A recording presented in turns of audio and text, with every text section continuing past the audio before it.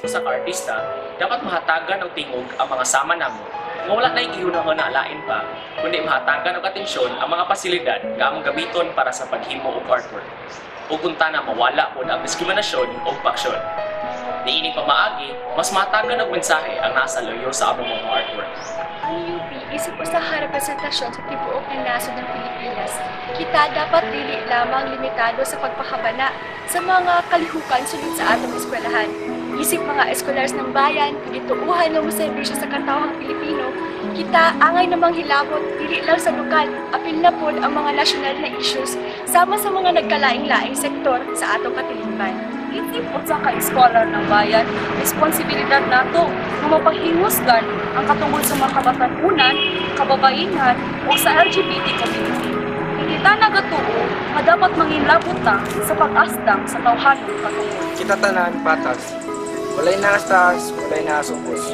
Kanon man, mababay, membro ka man sa LGBT community.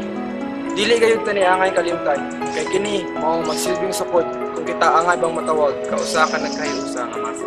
25 na katuig ang iisip ug sama na pod kini sa kadugayon sa atong mga pasilidad ug isip mga scholars ng bayan atong paningkamutan nga unahon unta sa gobyerno ang mga problema sa edukasyon.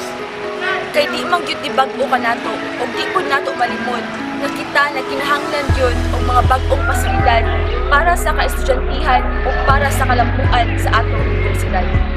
Sa ka-eskular ng bayan, importante nga atong tutukan dili lang ang mga isyu sa katilingban, pati na pod ang mga isyu sa atong kinaiyahan, kay kita labing maapektuhan sa atong pagserbisyo sa mga katawhan kung kita dili makialam ug magbabaya sa atong kalikupan. Para sa usa ka scholar ng bayan sa tanang butang ug kalihukan na atong apilan sa suno gawas sa eskwelahan, importante ang kolektibo na aksyon ug labing dako na partisipasyon kauban ang mga volunteers na andam motabang para sa kaayuhan ug kalambuan. Isip usa ka eskolar ng bayan, angay lang jud nga atong pahingusgan ang atong katungod sa libre o para sa tanan nga edukasyon. Lakip na niini ang pagpatangtang sa mga mahal nga mga laboratory fees ug kanagkalain-laing forma sa mga bayronon. Kay mismo ang pagpahamtang niini usa ka manifestasyon sa pagbiya sa estado sa iyang responsibilidad ngadto sa paghatag sa katawhan sa iyang patakang katungod sa libre nga edukasyon. Ang usa ka eskolar ng bayan, dili lang magpaigo sa iyang nakatunan sulod sa classroom.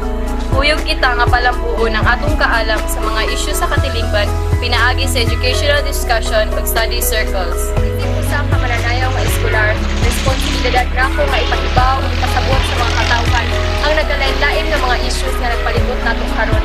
Pinaagi sa pagsayaw ug maawhag sila nga motabang sab sa pagpahibaw sa uban ug sa pagsulbad ani nga mga isyu.